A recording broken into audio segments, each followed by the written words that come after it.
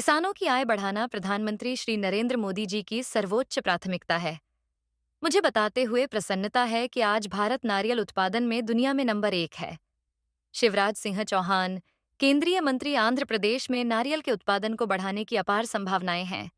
इसलिए आंध्र प्रदेश में उत्पादन बढ़ाने और क्षेत्र के माननीय अध्यक्ष महोदय, किसानों की आय बढ़ाना प्रधानमंत्री नरेंद्र मोदी जी की सर्वोच्च प्राथमिकता है और मुझे ये बताते हुए खुशी है, मैं पार्थ सारथी जी का हृदय से आभार व्यक्त करता हूं कि नारियल से संबंधित प्रश्न उन्होंने पूछा है और नारियल के उत्पादन में आज भारत दुनिया में नंबर 1 के स्थान पर पहुंचा है।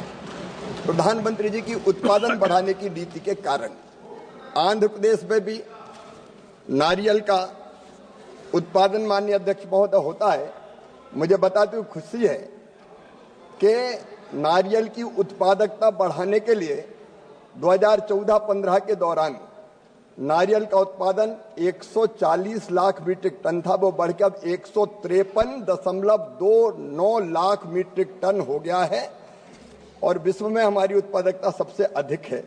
आंध्र प्रदेश में भी उत्पादकता 11 मीट्रिक टन है। मैं आंध्र प्रदेश के किसानों को प्रणाम करता हूं, बधाई देता हूं कि उन्होंने उत्पादकता के नए रिकॉर्ड स्थापित किए हैं। ये बात सही है कि पिछले दिनों व्हाइट फ्लाई जैसी अनेकों बीमारियों की कंप्लेंट्स आई थी।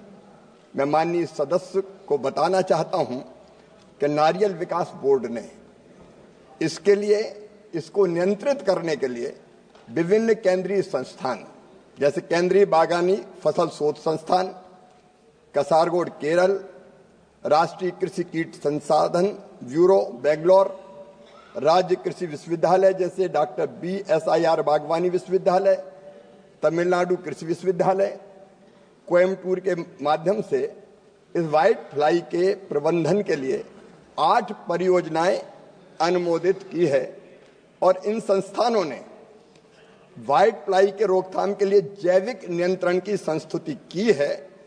उसमें जैविक कीट फफूंद वगैरह का छिड़काव किया जाता है, स्प्रे किया जाता है और भारत सरकार की संस्था केंद्रीय बागवानी फसल शोध संस्थान कासारगोड केरल ने रोग प्रतिरोधी नारियल किस्मों के विकास के लिए भी काम किया है और अपने प्रारंभिक शोध में यह पाया है कि संकर और लंबी किस्में सफेद मक्खी का संक्रमण कम होता है और वो किस्में हैं गौतमी गंगा, तिप्तुर टाल, वेस्ट कोस्ट टाल, ईस्ट कोस्ट टाल।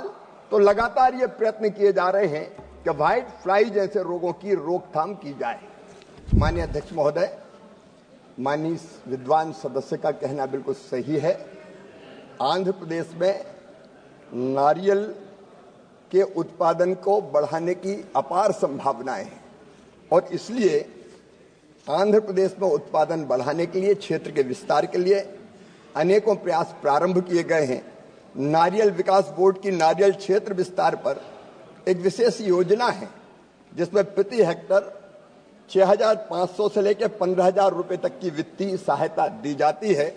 पिछले 10 वर्षों के दौरान आंध्र प्रदेश राज्य में 14-15 से 23-24 तक कुल नारियल क्षेत्र का विस्तार 12,391 हेक्टर किया गया है और जिससे 12,406 किसान लाभान्वित हुए हैं।